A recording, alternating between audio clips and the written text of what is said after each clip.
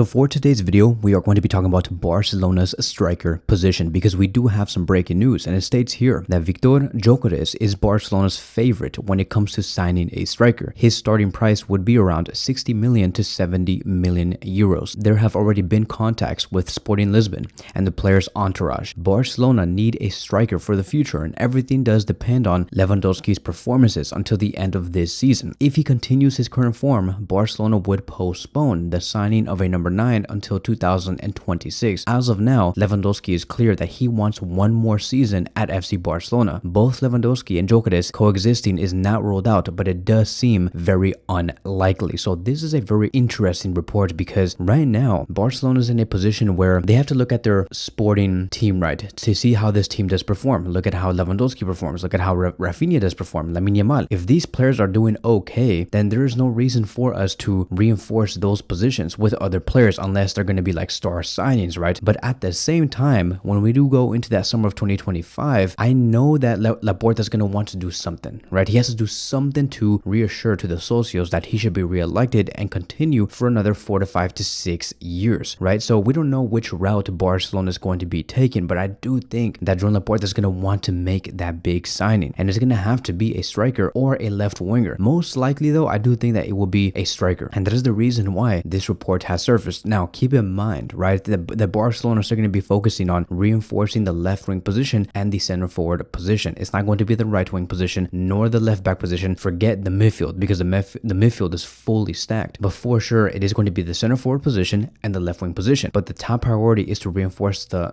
striker position because we do have only one reliable striker, and that is Lewandowski, and he's 37 years old. He's going to be turning 38 very soon. He is in his high 30s, and so it does make a lot of sense for Joan Laporta and Deco to say that, you know, we need to be very careful on how we do maneuver with Lewandowski if we continue with him only for the next season after this one. And so that is why Barcelona are looking at Gyökeres or Erling Haaland, another player that Joan Laporta is very interested in, and he has always wanted Erling Haaland since the day that he first came to Barcelona. There were so many reports about Joan Laporta trying to find ways to bring in Erling Haaland, but only for him to find out that after doing all of this math and accounting and finances with Barcelona could not afford anything. It was just impossible. But with the Nike deal, with the Spotify Camp Nou also opening in the summer, like at 100% capacity, it does seem likely that Barcelona and Joan Laporta are going to want to do something. And that is why Gyökeres and Erling Haaland are in the conversation today. Now, looking at Lewandowski's performance, if you look at his numbers, you can just see that, you know, he's reliable, right? He can score goals. It's not like we have a finished striker that cannot score any goals. The only problem that we do have here, which is very tricky, is if Lewandowski gets injured, then what happens? It's very similar to the situation of Rafinha. Like, yes, Rafinha is amazing. He is our starter, but that does not mean that we should not be reinforcing that position, because if Rafinha gets injured, what are we doing next? You're going to tell me that we're going to go to Ansu, to Ferran? And so the same thing is going to go on with the center forward position, right? If Lewandowski is out for a couple of games, which is very likely because he's 37, 38 years old, right? Very, very old within the context of sport, we don't really have a backup to Lewandowski. And that is why this whole thing about Gyökeres and Lewandowski coexisting in the same team for next season cannot be fully ruled out. So there is always that possibility. But let's just say, for example,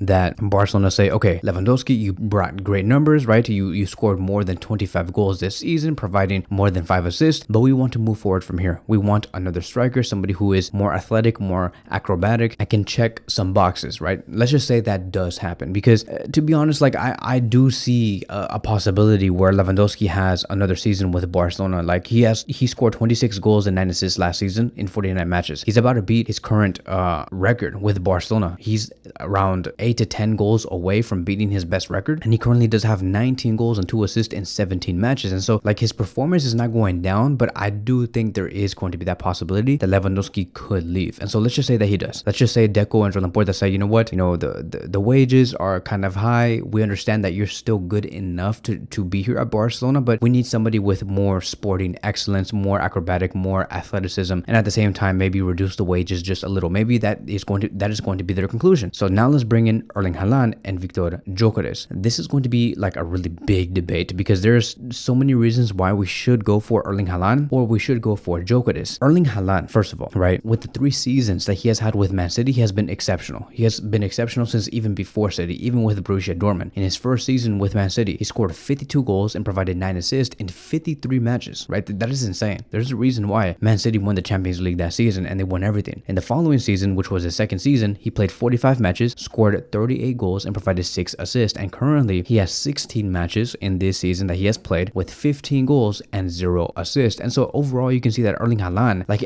look, here's the thing, right? Many have said that Erling Haaland is finished and this and that he's not performing well. He's going to be going down the ranks in terms of who is the best number 9 in the world. That whole thing is stupid, because like, if you're going to be criticizing Erling Haaland, let's first criticize the team, right? Because Man City itself have not been good. And just because the team has not been good does not mean that Erling Haaland is no longer going to be good whatsoever. No, it's the team. It's literally the team. Like, these players at Man City, they're not performing. They lost 4 matches in a row. And you're going to be saying that Erling Haaland is finished? No, Haaland is not finished. He's just not in the correct environment right now. And as soon as Man City do kick things off, Erling Haaland will rise. We all know that, right? Like, look at what's happening with Lewandowski. Lewandowski last season under Xavi Hernandez, Barcelona were performing from 8 out of 10 overall in terms of their sporting performance. And that led towards Lewandowski performing on an 8 out of 10. But this season, we're performing 10 out of 10. And that led towards Lewandowski performing at a 10 out of 10. So the same thing is going to happen with Erling Haaland as soon as Man City do get their stuff together this season, because they have to. It's important. So Erling Haaland to me is still one of the best strikers in the world. And if Barcelona do have the financial capability, because I do see a difference in terms of wages and release clauses between these two players, but if Barcelona do have the financial capability to really spend a lot in the next summer, yes, Erling Haaland is the ideal one. If Barcelona want to be more strategic with their money, be a little more, I would just say, less aggressive, then yes, Gyökeres makes the most sense. But if Joan Laporta finds it no problem to sign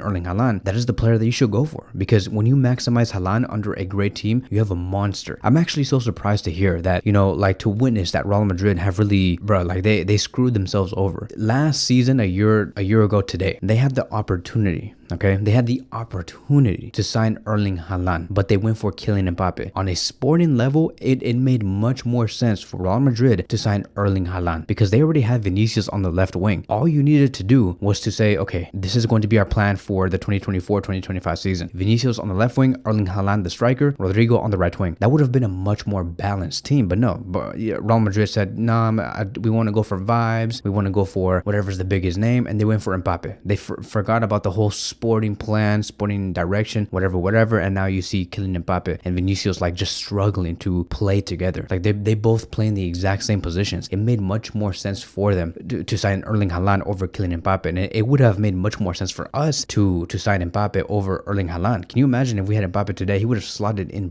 perfectly. So it kind of sucks for them. They blew it. They really did blow it. And I don't think that Real Madrid are going to be going for Haaland anymore. And that is because they have Endrick, they have Mbappe, who's being forced to play as a number 9. The only way Madrid could fix it is by selling Vinicius, but that's not going to happen. You guys know that. You guys know that Madrid are not going to be selling Vinicius at all, and they're going to maintain Vinicius and Mbappe together, which automatically does rule Haaland. Because if can you imagine that type of bid that would be headed to Haaland by Madrid? Haaland's going to be looking at that and saying, okay, where am I going to play though? Like, okay, like, yeah, you guys are offering me great wages. It seems very sexy, right, to have all these names in, but where am I going to fit? Like, you guys can't even put Mbappe and Vinicius together. Like, where am I going to play on the right wing position? It makes no sense. And so, yeah, Erling Haaland is destined to join FC Barcelona. There is no other team. The father even said, right, that my son is not going to be somebody who just stays at a club for 10 years. He's going to be a player that's going to be going everywhere around Europe and spend 3 to 4 seasons in certain clubs. And I do think that the next one should be FC Barcelona. As for Viktor Gyokeres, right, I would say that this is much more of a gamble, because you and me know that this is not the first time we have seen players coming from Portugal that were blossoming. They were doing amazing, scoring goals, providing assists, selling dreams. And as soon as they made that move to either the Premier League or La Liga, they did not suck. They were not poor. They were just underwhelming. Like Joao Felix, or there was someone named some other Portuguese player that just underperformed. I forgot what his name is, but there's been multiple players that came from Portugal and they just underdelivered. And what if Gyökeres could be that one? I would like to not think so, right? I would not like to think in that way, but you just never know. But Gyökeres' numbers have been amazing. He just seems too good for the Portuguese league. In his first season with Sporting CP, he played 50 matches, 43 goals, and 14 assists. That is crazy. That is just freaking crazy. And then this season, right now, he has only played 18 matches, has 23 goals and 4 assists. If he keeps this up at this rate, most likely he might finish this season with 50 goals goals total in all competitive competitions, and he does not shy away from big games. This guy only delivers in Champions League matches. That is what he is known for. Now, within the context of FC Barcelona, right? So let's just say that Joan Laporta, Deco, they're ready, and they are gonna go for either Erling Haaland or Viktor Gyökeres, and they don't find, you know, the financials to be a problem. They can just go for whoever. Which player would be the most ideal? And to me, right, from a sporting standpoint, it is Erling Haaland. It has to be. Like, I do appreciate Viktor Gyökeres, right? I do think that he's an amazing striker, and I would not mind for him to come to Barcelona at all. But Haaland would be my ideal candidate because he can score goals in the toughest league in the world, which is the Premier League. Not the toughest league. I would say the most physical league, and he can still score goals. His strength, speed, and dominance in the area within the box is what makes him perfect for Barcelona's vertical relentless attack under Hansi Flick. That is very important. Erling Haaland, what he does have over Gyökeres is the ability to beat any opponent in the box. That is his strength. That is what he is so good at. But in terms of, right, being ball dominant in the middle of the pitch, when you do have to drop down, link up play, or do 1-2 touches, right? It's very similar to what Lewandowski does and what he has been doing under Hansi Flick. That is where I would say Gyökeres has the upper hand. Erling Haaland is not so great at that. I'm not saying that he sucks in terms of that aspect of the game, but Viktor Gyökeres is much better in terms of linking up with other players deep in the central zones. So Gyökeres and Erling Haaland have their own strengths, and the question is going to be, what should Barcelona benefit from the most? Is it the central dominant play coming from the striker, or should they rely on a striker that is just much better inside the box? Also keep in mind that just outside the box as well, Erling Haaland is a constant threat because he has the ability to play with his back to goal, and his strength does make him a constant threat in